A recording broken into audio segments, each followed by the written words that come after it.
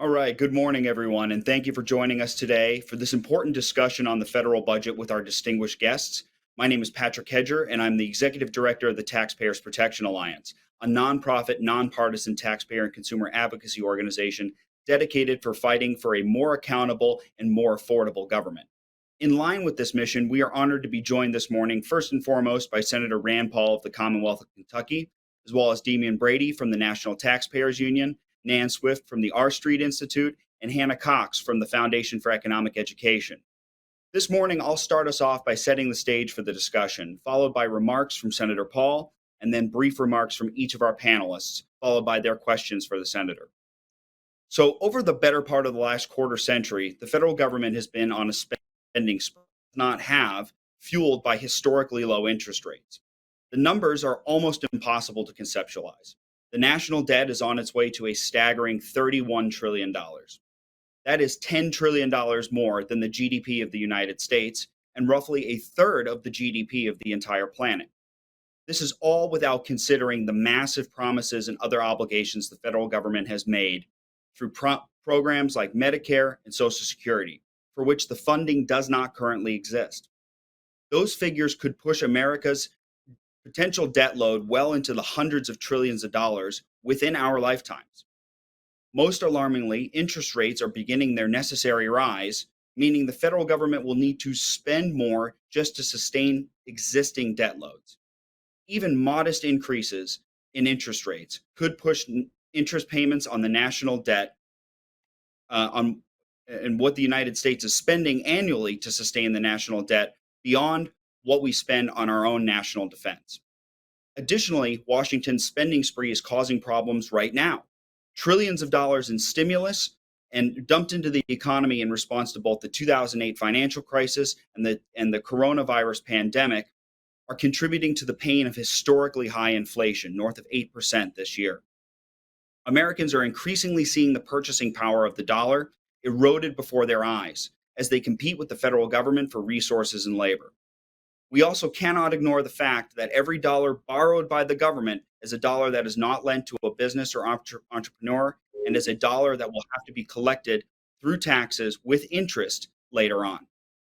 Yet if there's one thing in Washington that's more consistent than the federal government spending like a teenager with their parents' credit card, it's Senator Rand Paul sounding the alarm about it. From regular detailed waste reports to his annual airing of Festivus grievances, Senator Paul is constantly identifying the ways the federal government is spending recklessly. And unlike many in Washington who like to simply just talk about problems, Senator Paul is the rare case of a politician putting forward simple, effective solutions. Senator Paul is here today to talk about one of those solutions, the six-penny plan. With that, Senator, welcome. Tell us a little bit more about your six-penny plan. Well, thanks, Patrick. Sometimes people say, well, why should we care about the debt? How does it affect us in our daily lives? In fact, we've had Republicans and Democrats say deficits don't matter. Well, the reason they matter is all around you, look what's happening. The inflation, the gas prices, the grocery prices.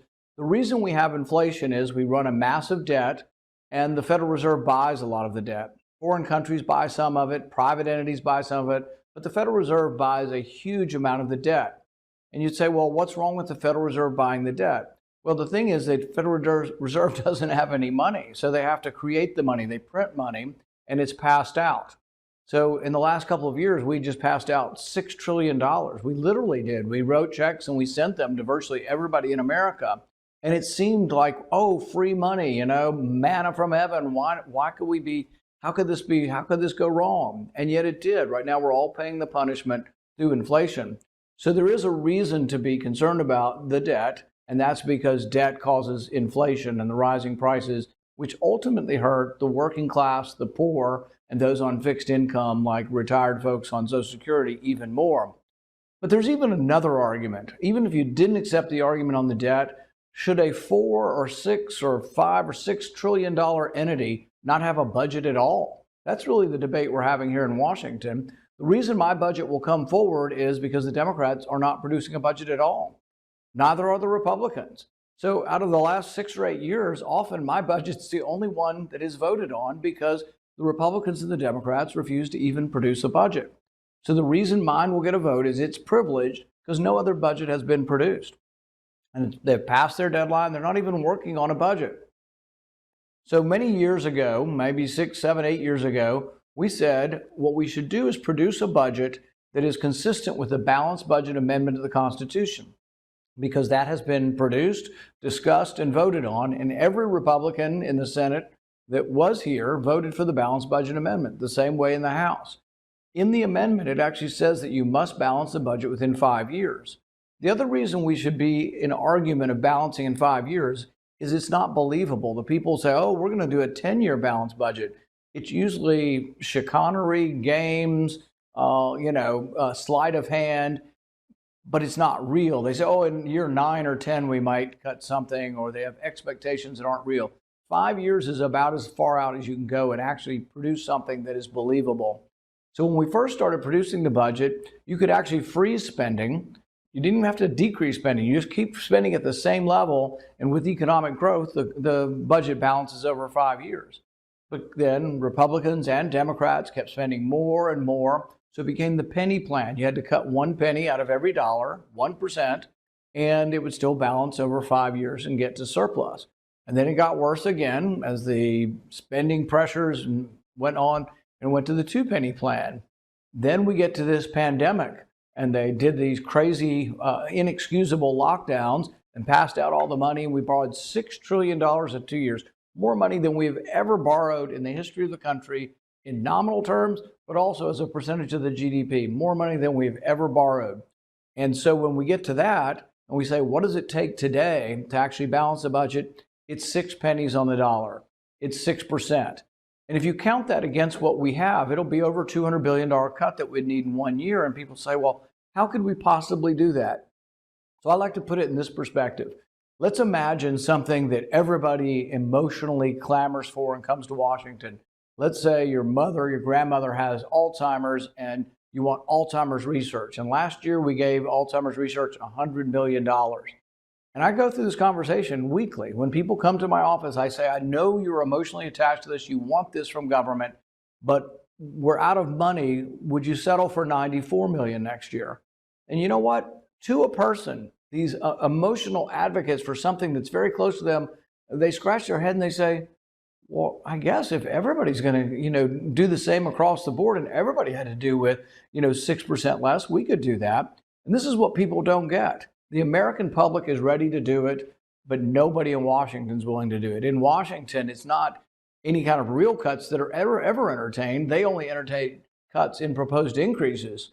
So if we spent $100 last year, they're planning on spending $106 next year. And they say if you spend $104, that's a cut. Well, no, that's an increase. It's a slightly less of an increase.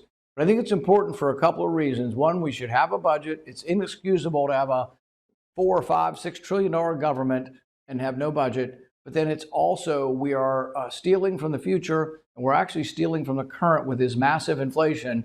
And in order to fix inflation, it's very, very simple. You have to balance your budget. Thank you, Senator. We really appreciate those remarks. I want to turn it over to our panel of experts now who are going to give their perspective on the state of the federal budget and your 6 penny plan, and then also give them an opportunity after their remarks to ask you some questions about the federal budget process, about your 6 penny plan, and about government waste, fraud, and abuse in general. So first, I'd like to introduce Damian Brady from the National Taxpayers Union. Go ahead. Hey, thank you for having me here, and thanks a lot to TPA for organizing this event. I'm honored and excited to have this opportunity to join the Senator and the other speakers today to talk about Dr. Paul's important and much needed new plan to get our fiscal house in order. And should note that Dr. Paul was one of the very few members of Congress to get an A in NTU's most recent rating of Congress, which looks at all the votes that people make. So that's quite an achievement. It was a tough year, and he's one of the very few people to earn an A, and it's hard to do that this year. If only Congress had adopted his original penny plan, we wouldn't be in this mess today. But instead, with annual trillion-dollar deficits, the federal government is on a fiscally perilous path. The problem is simple. The government simply spends far too much.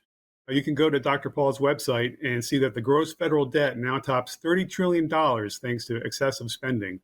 And in a study earlier this year, NTU Foundation noted that it took from the founding of the Republic all the way until 1970 for total federal spending to top the $30 trillion mark, adjusting for inflation.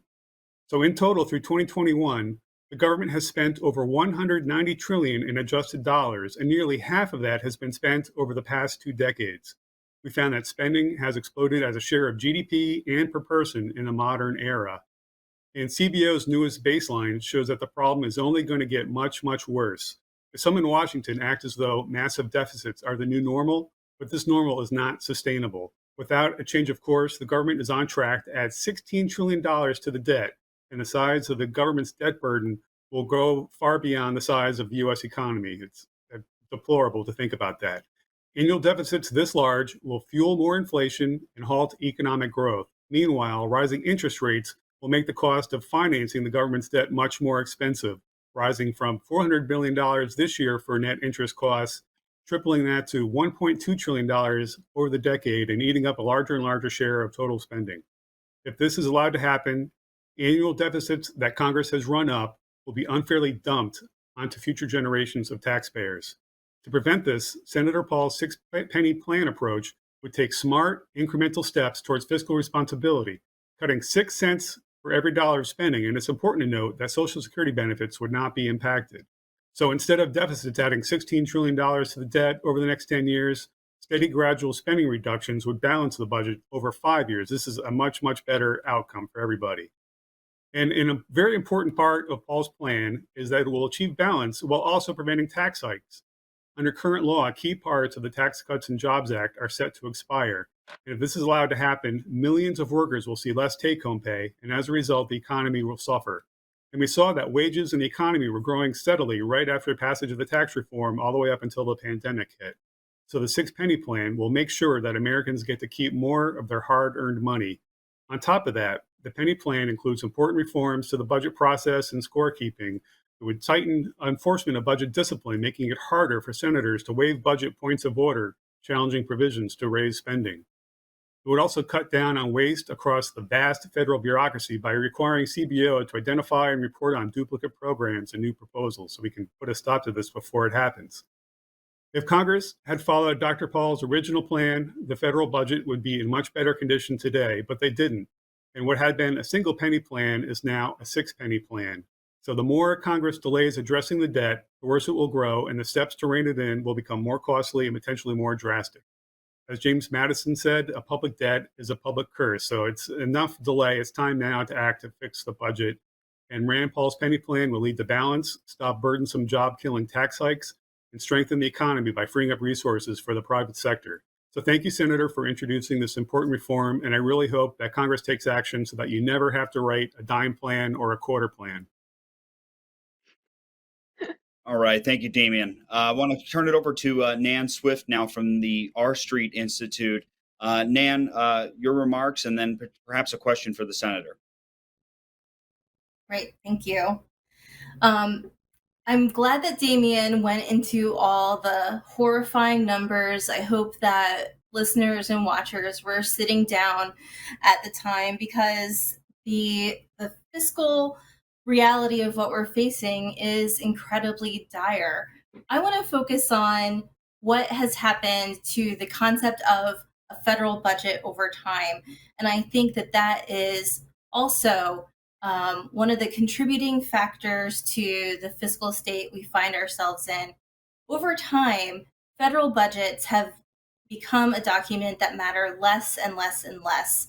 First of all, they're a resolution, not a piece of legislation. So they aren't made into law. They're just guidelines that the House and Senate ostensibly agree to before they head into appropriations, which do become law. But over time, the budget has increasingly just become this partisan messaging vehicle and a tool to get to reconciliation so that you can jam the other party with your preferred partisan priority to quickly get things through the Senate, defeating the role of the Senate as the cooling saucer. And so that's one reason why the six-penny plan helps restore the role of the budget. It focuses on the numbers and the mechanics that help us get there, leaving the actual legislating and the pieces of how we achieve the 6 penny cuts up to legislators. And I think that that's really important. It keeps everyone's skin in the game and again restores the budget as a broad governing document that everyone can buy into and abide by rather than just another partisan vision document that alienates half of the population in our very closely divided society and government right now. Again, as Damian mentioned, the CBO has painted a really horrible picture. And the fact that we're now at 6 pennies rather than 1 or 2 demonstrates that we can no longer kick the can. The road to continue to avoid and kick the can is growing shorter by the day. And again, we don't want to get to 10 cents, 25, 50. This is a common sense approach that still keeps us within the realm of somewhat simple but very appropriate reductions before we get to the drastic changes that are going to happen. That if we don't make them, the markets will. Thank you. And Thank you, Nan. go ahead. Okay, thank you, Nan. We really appreciate it.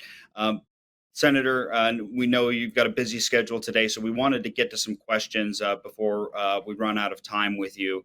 I wanted to start. One that I have is we've got a lot of folks that are watching right now at home that are wondering what they can do as taxpayer and consumer advocates and as an average citizen to raise awareness about this issue and maybe move your budget closer to the finish line. From inside the Beltway and inside the Capitol, what advice would you offer them? What can the average citizen do to advance this message? Well, there's a couple things that can be done both by the advocacy groups up here as well as by people at home. The main reason we don't have more people voting for this is they're not having to pay a penalty when they go home. Nobody knows how they vote. And I think we all need to do a better job. I know some of the groups present do rate the legislature, but those ratings have to get out. Almost no newspaper in the country prints how their legislators are voting. It used to be sometimes, like in our local paper years ago, I would see, oh, these 5 votes happened and this is how your legislators voted. It's almost never there now. And the news stories are all opinion. There are really no down the middle sort of actual objective news stories. But we've got to get it out to the people how people vote. So this is a big vote. To me, this would be, I would think, one of the top 10 votes in Congress, whether you vote for a balanced budget if you're going home and telling everybody you're for it. And we need to let people know how people vote. So the way it usually works is no Democrats vote for it.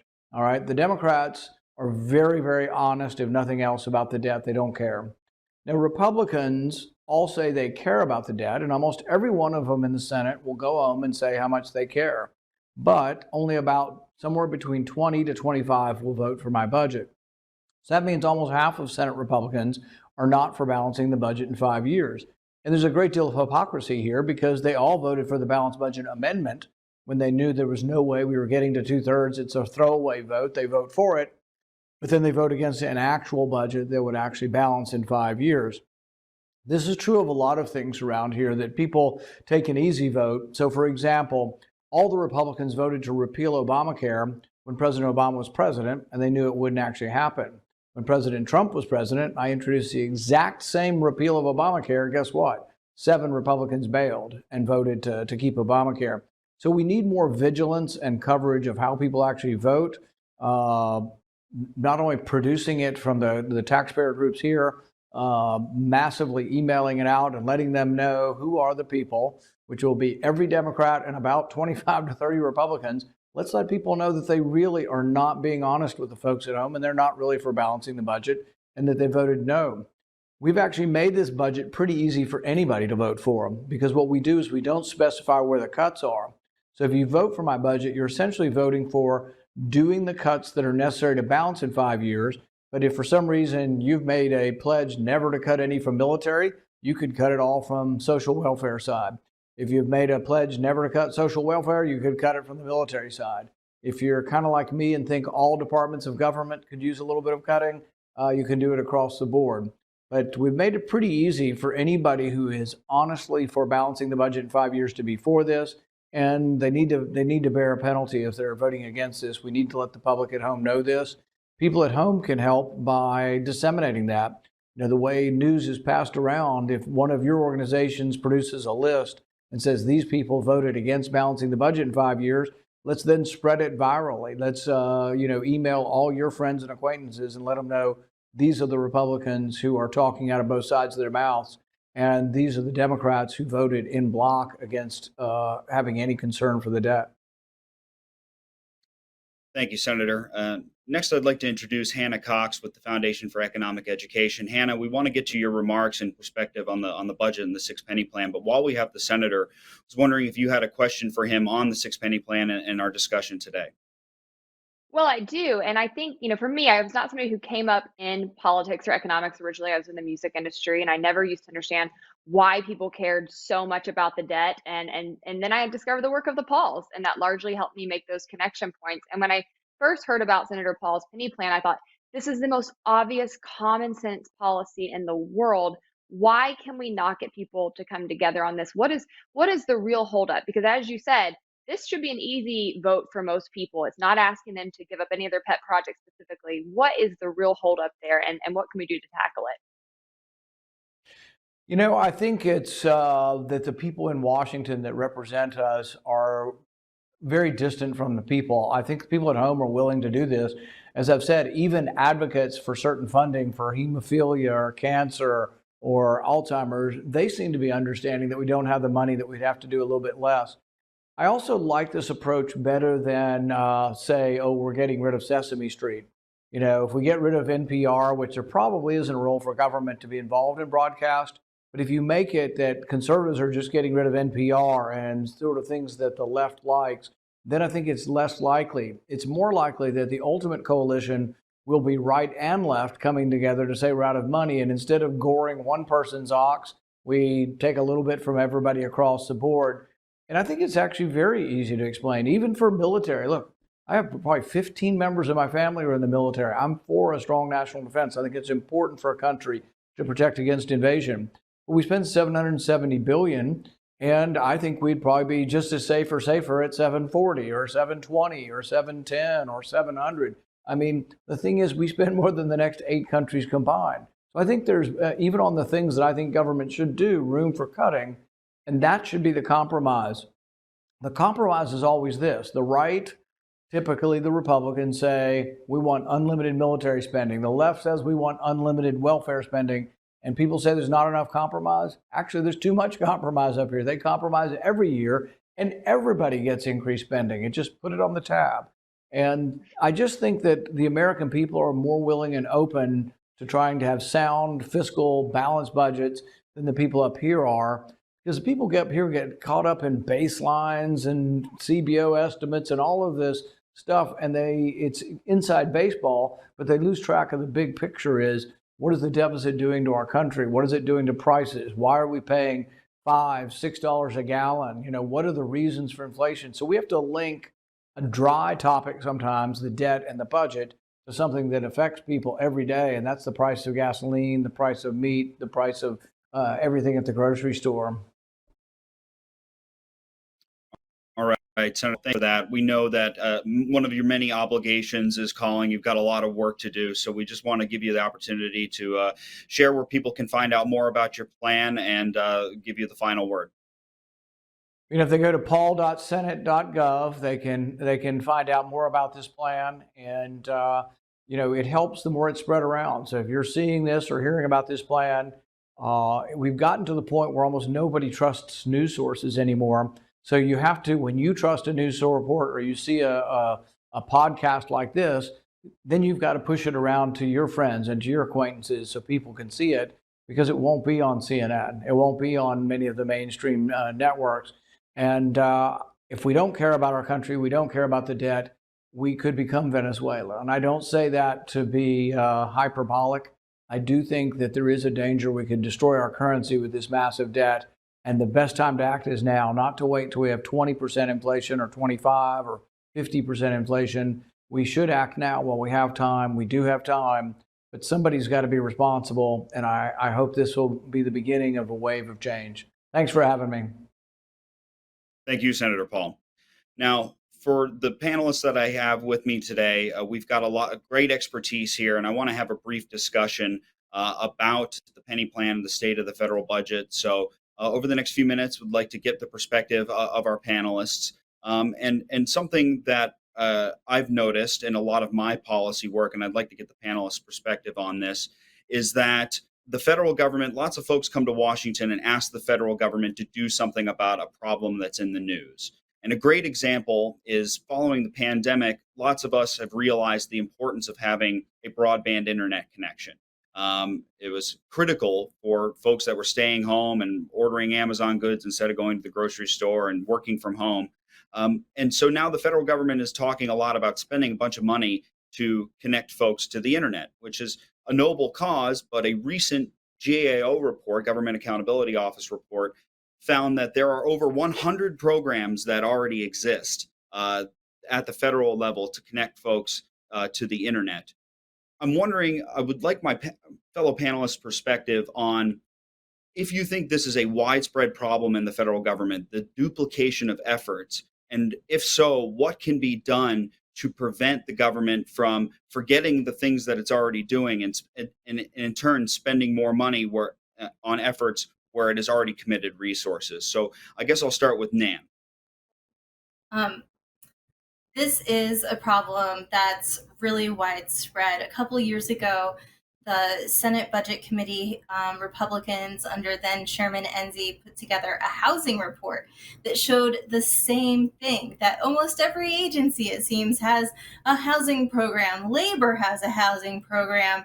Ag has a housing program, of course. The agency with housing in its name has a housing program, has many. We have well over 100 different housing programs, yet we continue to have a massive homelessness problem in this country, and getting people into safe places where they can thrive is very difficult.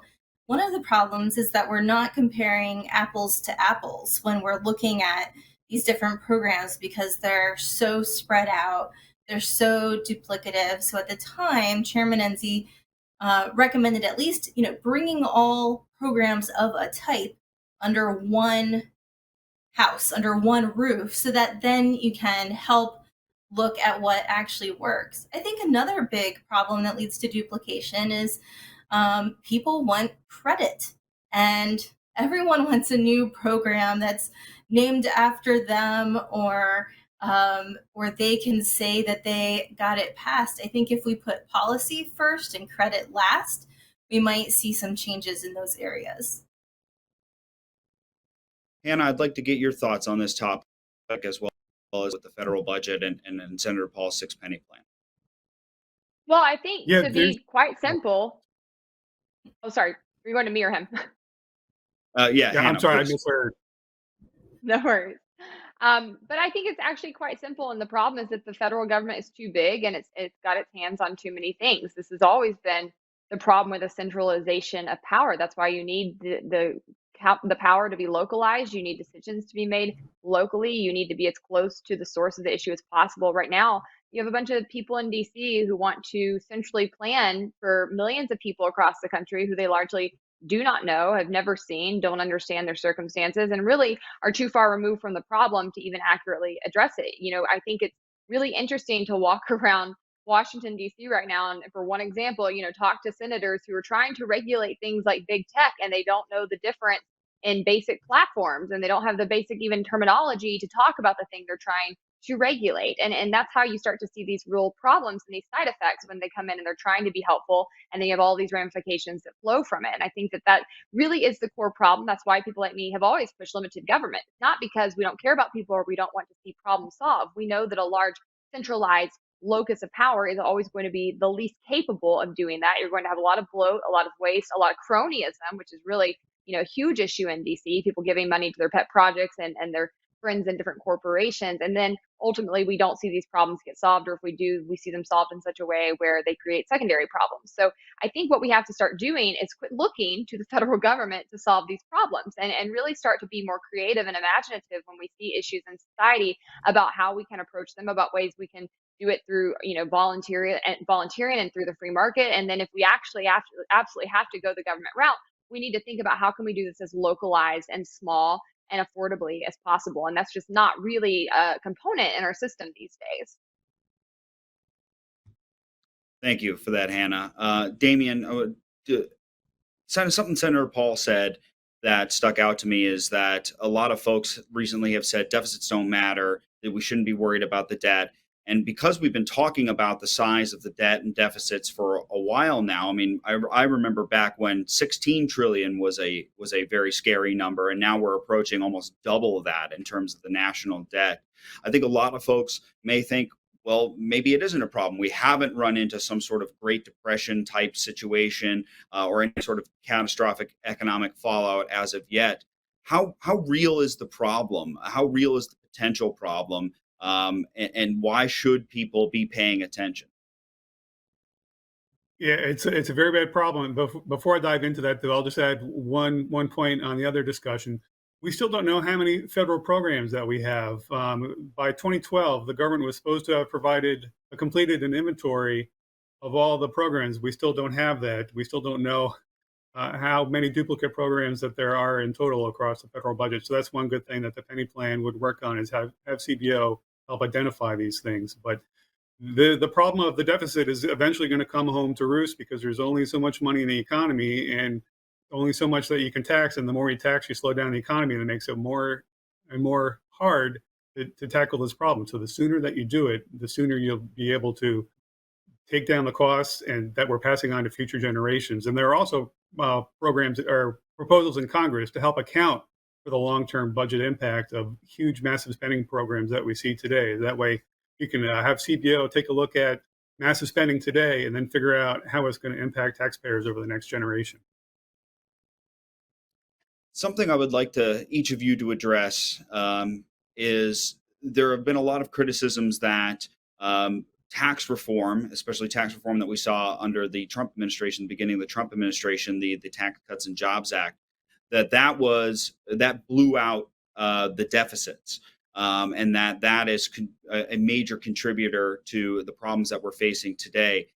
Would you agree with that assessment, or is that sort of missing the forest for the trees in your perspective? I'll start with Hannah. Well, certainly missing the forest for the trees. We did not see these kinds of economic calamities that flowed from that bill in particular. We saw them after things like the American Rescue Plan and the stimulus checks and all kinds of crazy government printing and spending during the pandemic. But I will be critical of Trump's bill and say that cutting taxes is not enough. We have to cut spending. And I think that is kind of a cop out for people on the right, where they say they want to limit government. They say they're about actually getting our spending under control, but I don't really think you mean it if you're not actually going to the root cause of the problem, which is government spending. We're going to have to address it, and I think that takes leadership, and it takes people actually showing a spine. And unfortunately, we don't have enough of that in DC. But the truth is, right now they're running out of time, because I think a lot of people didn't always understand the problem with the debt. A lot of people didn't understand problems with government spending. You have a lot of people pushing this narrative that government can just keep spending and spending and give you everything you want. It can do it only by taxing billionaires, but it absolutely cannot. They do have to tax you eventually for it. They do have to bring tax hikes back to keep paying for the spending ultimately. And I think during the pandemic, what people have seen is they've been able to watch these very big pieces of legislation, these very big comprehensive public policy decisions, and now they're seeing 1+1=2. And they're recognizing in a very real way how this actually impacts them, how it prevents them from being able to afford a house, to get a better job, to have more in their savings. I think people my age are recognizing we're not going to have all this Social Security and Medicare that we're paying in for. And ultimately, the American people are waking up, because the American dream has become a nightmare, and they're going to start coming for politicians in DC. So these guys are going to have to get it together and figure out something, because the gaslighting and the finger pointing, people are sick of it. Do something about the spending, get the spending under control. Enough is enough. Nan, I'd like to get your thoughts on balancing the limited government principles of lower taxes, but also responsible federal budget. Well, I'm glad Hannah already said that you really have to make sure that the spending and your revenue line up. That's just basic economics, that's basic budgeting. And the spending is just as important, if not more, than the revenue side of the equation to make sure that we keep things afloat. I was really dismayed at the time when the tax reform package went through. One, because again, they used reconciliation to jam through a partisan plan. Um, and that just kind of puts a target on the back of legislation, whether it's tax reform or Obamacare, when you're not doing the work to bring everyone into the process to have a bill that might not be perfect, that might not be as aggressive or robust as you planned, but at least has broad support and might be sustainable in the long term, should be the bigger goal. And we didn't do that. And that's created a lot of ire and a lot of inaccurate finger pointing on both sides. Damian, I'd like to get your thoughts as well on reducing the burden for taxpayers while simultaneously creating a more responsible and balanced federal budget. What do you see the impact of the Tax Cuts and Jobs Act being? Yeah, so we saw that after the tax cuts was enacted, as I noted earlier, that we were seeing incomes rising, and we saw economic growth that was doing fantastic up until the pandemic hit. But unfortunately, members of Congress didn't follow up the tax cuts with the much needed spending cuts. People have to give up their pet programs, and there's lots of bipartisan room where Republicans and Democrats can get together to address this problem. And it's interesting, the CBO is really confused nowadays about how revenue is flowing in to the Treasury much higher than they expected. So part of that, I think, is a result of the tax cuts that from 2017, which are set to expire. So the penny plan would make room in its budget to keep these in place, which is important. But it's even more important to get rid of this excess wasteful spending. All right, thank you for that. And we're running up against time here, so I want to make sure everybody on the panel gets an opportunity to give their closing thoughts on our discussion today on the plan that's been put forward by Senator Paul, and also where our viewers can look and find more of your own individual work. So again, I'll kick it back to Damian and then Nan and then Hannah to give your closing thoughts and let us know where to find more of your work. So Damian, please. Yeah, hopefully members of Congress will take up the penny plan and work now to tackle this budget problem, because it's only going to get worse, as CBO shows. And there's only so much room in the economy that we're going to tax before it brings things down altogether and makes it much worse than it is today. You can find our research at ntu.org. You can look at our ratings of Congress from last year, where, as I mentioned, Rand Paul was one of the very few members to get an A, so that was quite an achievement. And we have lots of fiscal data, including lots of important data regarding budget cuts, ways to cut the budget with bipartisan ideas, transpartisan ideas, and also ways to fix CBO so that we have better budget numbers in front of members of Congress, in front of the public. All right, thank you. Nan. Well, I think that first, we need to make sure that budgets matter. We can't keep going year after year with CRs, with Deemers, with handshake agreements about what we're spending. Budgets have to matter, and everyone, not just members of Congress, but taxpayers and other individuals and their families, need to care about the budget and what the federal government is doing with their money. We can't keep playing games, and again, we can't keep kicking the can. As Damian already said, we don't want to see a Rand Paul dime or quarter plan, and we need to make these changes now while they're still bearable and before they get very draconian, which they could in short order, whether it's from the Social Security trust funds, whether it's Medicare recipients who are all going to see cuts if we don't have big changes. But we need to act very quickly while there's still room to maneuver. If people want to learn more from R Street, a nonprofit that focuses on pragmatic solutions to some of our biggest policy problems, they can go to rstreet.org, but it's even more interesting to go to Twitter at RSI. Certainly is. Thank you, Nan. Hannah, over to you for your closing thoughts and where we can see more of your work and what the Foundation for Economic Education is up to. Well, I'll just close with saying I very much appreciate the leadership of Senator Rand Paul and his father before him. They've done more than anybody I could point to in this country, I think, to elevate the issues that we will continue to see with our debt if we don't get the spending under control. And I think that these are important things. We need to do a better job of discussing and helping the average American understand how these things actually do impact their personal bank accounts, their bottom lines, their quality of life, their ability to move forward in their life and to have a better quality of life ultimately and to achieve the American dream. And I think that ultimately it comes down to us because numbers are boring at times and they're not as jazzy or interesting or attention catching as many of the other things we talk about in politics. But ultimately, these things are vitally important. So I encourage people to go to fee.org. There are tons and tons of resources that we have discussing these matters, helping people to understand and go deeper into these subjects. And so that's a wealth of information. If they want to connect with me, I am at Hannah D. Cox on most platforms, very active on social media. I would love to see people there. All right. Thank you so much, Hannah. And first, thank you to Senator Paul and his team for joining us and discussing the 6 penny plan. I do remember when it was first introduced and it was the 1 penny plan, very reasonable at a time when Americans are across the country are cutting their own budgets in the face of inflation.